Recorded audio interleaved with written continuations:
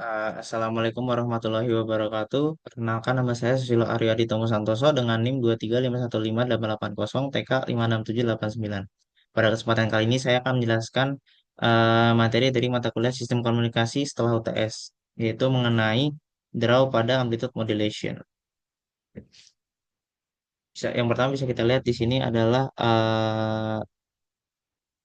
perangkat dari penerima sinyalnya. Yang bisa kita lihat dari diagram blok di atas itu, setelah sinyal informasi diterima melalui antena, selanjutnya sinyal informasi tersebut akan dilewatkan pada blok RF atau radio frekuensi and down converter untuk menyaring derau yang ikut terbawa oleh sinyal informasi. Kita asumsikan bahwa sinyal telah mengalami pelemahan yang besar selama proses transmisi melalui saluran komunikasi, dan karena itu diperlukan gain. Oke, masukan sistem dapat berupa sinyal yang diberikan oleh antena penerima yang menerima sinyal dari antena pemancar. Membawa sinyal yang diterima disebut pembawa frekuensi radio atau RF, dan frekuensinya adalah frekuensi radio FF. Sinyal masukan diperkuat dalam penguat RF dan kemudian diteruskan ke mixer. Dalam mixer, pembawa RF termodulasi dicampur, yaitu dikalikan dengan bentuk gelombang sinusoidal yang dihasilkan oleh lokal osilator yang beroperasi pada frekuensi FOSC. Proses pencampuran atau mixing menghasilkan frekuensi jumlah dan frekuensi selisih. Oleh karena itu, output dari pencampur atau mixer terdiri dari sinyal pembawa dengan frekuensi FOSC ditambah FRF dan sinyal pembawa dengan frekuensi FOSC dikurang FRF. Setiap pembawa tersebut dimodulasi oleh sinyal baseband oleh sinyal basebandnya pada tingkat yang sama dengan sinyal pembawa RF masukan. Frekuensi jumlah kemudian dibuang atau ditolak oleh sebuah filter.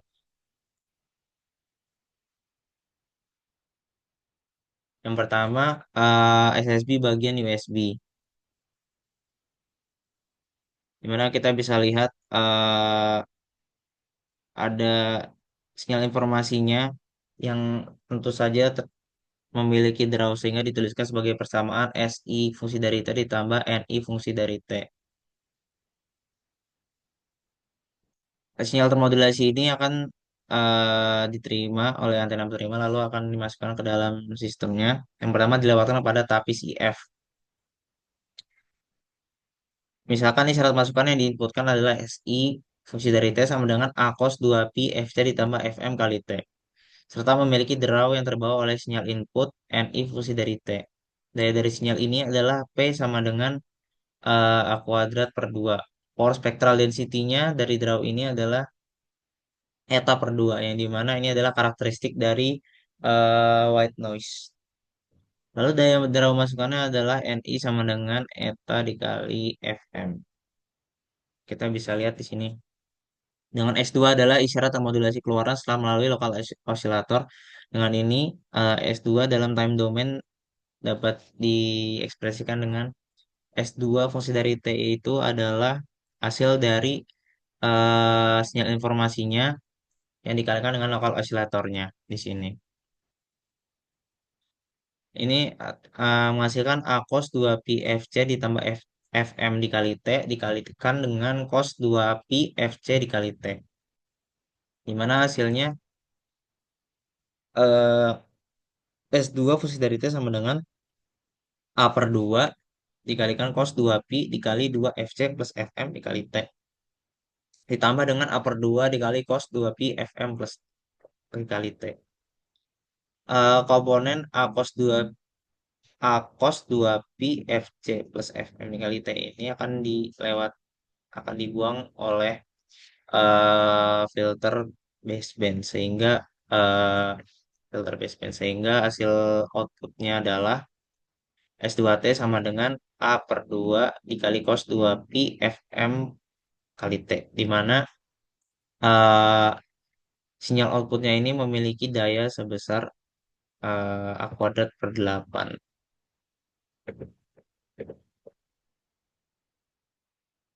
Lalu selanjutnya analisis pada frekuensi domain.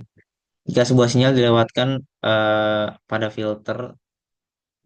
filter pada sistem yang linear dengan PSD, G in fungsi dari F, dan tanggapan frekuensi H fungsi dari F, maka power spectral density outputnya dapat didapatkan dengan cara berikut. Yang pertama, pada input ke mixer setelah melalui tapis IF, sinyal memiliki PSD G1 fungsi dari F. Perkalian di ranah waktu dengan eh, sinyal lokal osilatornya setara dengan pergeseran frekuensi di ranah spektral. Hasilnya PSD untuk G2 fungsi F sama dengan G1 F dikali G lokal osilator di fungsi dari F-nya kemudian dilewatkan pada tapis baseband. Maka power spectral density outputnya adalah eh, fungsi mutlak dari HB fungsi terhadap F kuadrat dikalikan GI fungsi dari F dikalikan G lokal osilator fungsi dari F. Pada bagian sebelumnya diketahui jika power spectral density dari draw masukannya adalah eta per 2. Setelah melewati tapis IF dan dilewatkan lokal osilator, draw akan terpusat di pita basis. Selanjutnya, mengenai perhitungan eh, noise outputnya, draw keluarannya pada upper sideband dari single sideband. Draw yang ada pada saat input sinyal memiliki PSD yaitu eta per 2 yang bersifat konstan untuk semua frekuensi atau white noise. Jadi ketika kondisi awal draw drawnya memiliki power spectral density atau luasan sebesar eta per 2 yang memanjang dari minus frekuensi terbesar terkecil sampai frekuensi terbesarnya.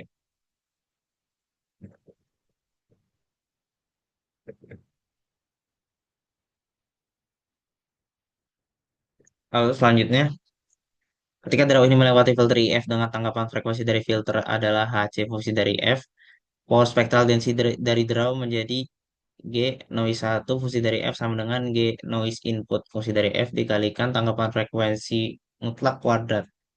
Di sini draw hanya tersisa di rentang frekuensi minus FC plus FM sampai minus FC dan FC sampai FC plus FM dengan power spectral density-nya tetap eta per 2.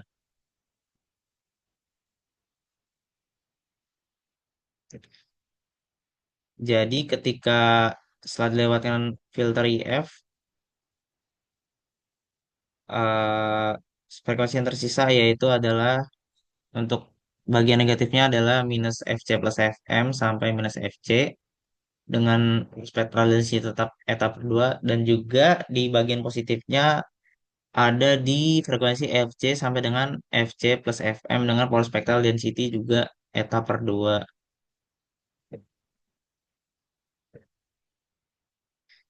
Lalu selanjutnya, saat masuk ke mixer, draw dikalikan dengan sinyal osilator lokal. Dalam ranah frekuensi terjadi pergeseran frekuensi di mana spektrum draw bergeser ke arah frekuensi rendah dan frekuensi tinggi, yaitu 2 Fc. Terjadi reduksi nilai power spectral density karena draw bertemu dengan lokal osilator, sehingga power spectral density-nya adalah eta per 2 dikali setengah kuadrat, di mana power spectral density keluarannya menjadi eta per 8. Kemudian draw N2T melewati tapis baseband HB. HB fungsi dari F, di mana filter ini hanya meloloskan frekuensi dari minus FM sampai FM. Oleh karena itu, komponen draw 2 FC akan dibuang. Sehingga power spectral density output dari draw ini adalah eta per 4 dikalikan oleh FM.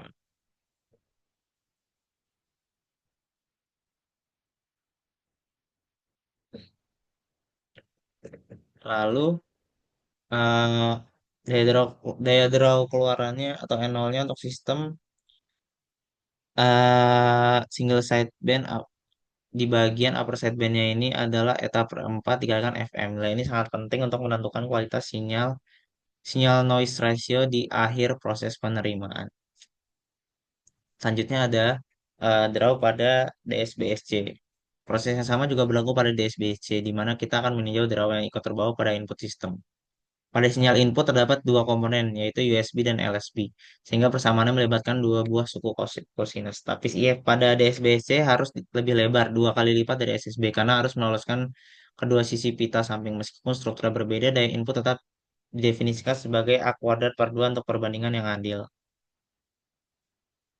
Nah, ini ada struktur dari DSBC gambarannya.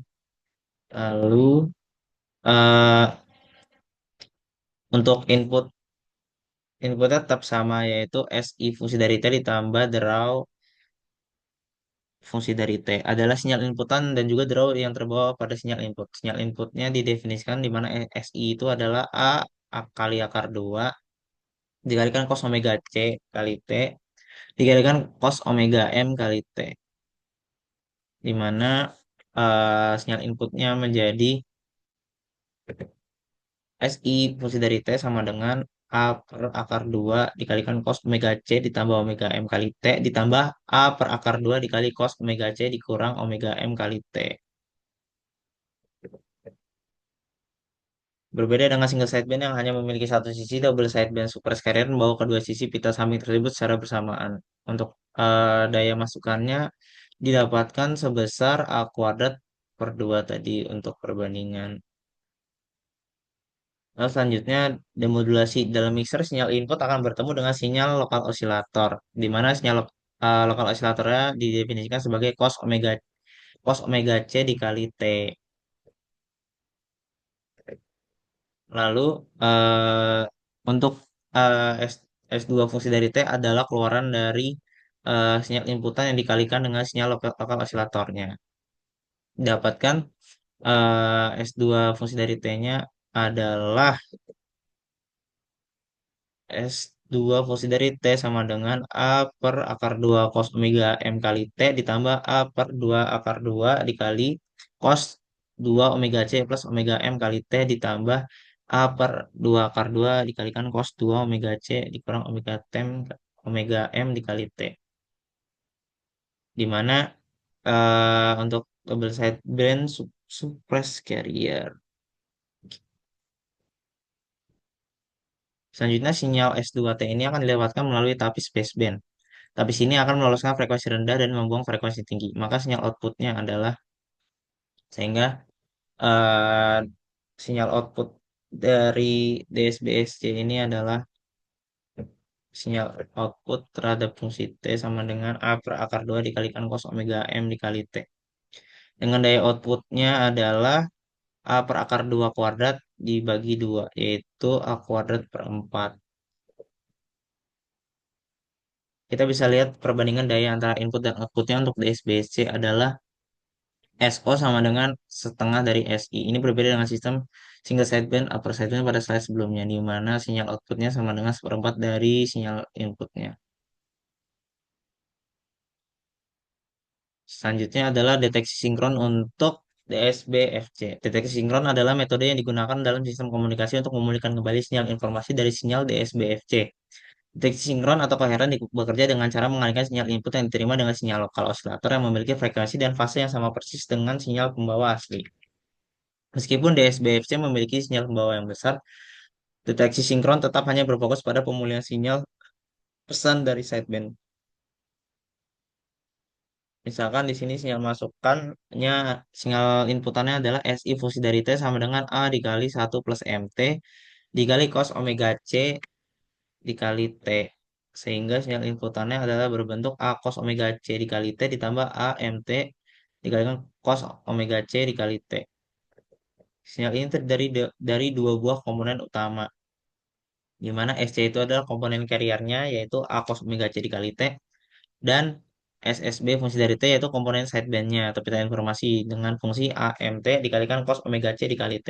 Untuk daya total pada inputnya ini adalah penjumlahan antara carriernya dan sidebandnya, di mana eh, untuk inputnya kita dapatkan bahwa dayanya itu sebesar A kuadrat per 2 ditambah A kuadrat per 2 dikalikan M kuadrat kali T bar.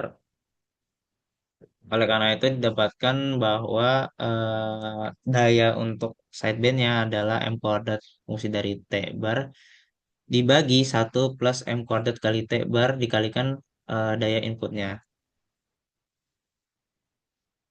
Selanjutnya yang terakhir yaitu mengenai figure of merit. Di mana figure of merit adalah parameter yang digunakan untuk mengukur efisiensi kinerja sebuah sistem modulasi dalam menangani draw. Artinya parameter ini akan membandingkan kualitas sinyal yang diterima dengan kualitas sinyal yang sebenarnya tersedia di saluran transmisi. Figure of merit dirumuskan secara umum dengan yaitu SNR output dibagi SNR input. Pada single sideband dan DSBSC ditemukan bahwa pada deteksi sinkron untuk SSB dan DSBSC nilai SNR outputnya sama dengan SNR inputnya. Maka nilai figure of meritnya sama dengan satu. Berikut bisa kita lihat di bawah ini, di mana figure of merit untuk single sideband dan juga figure of merit dari double sideband suppressed carrier itu nilainya adalah satu karena SNR outputnya sebenarnya SNR inputnya. Lalu yang terakhir yaitu pada DSBFC atau double sideband full carrier kita melihat bahwa daya daya pembawa atau carrier tidak menyumbang ke daya outputnya karena sebagian besar daya dibuang pada sinyal pembawa yang tidak membawa informasi. Maka SNR outputnya akan selalu lebih kecil daripada SNR inputnya. Itu figure of merit kurang dari satu sehingga DSBFC dapat dituliskan dengan figure of merit dari DSBFC dapat dituliskan sebagai M kuadrat fungsi dari T bar dibagi satu plus M kuadrat kali T fungsi bar dengan menggunakan deteksi sinkron. Mungkin itu saja yang bisa saya jelaskan, kurang lebihnya mohon maaf. Wassalamualaikum warahmatullahi wabarakatuh.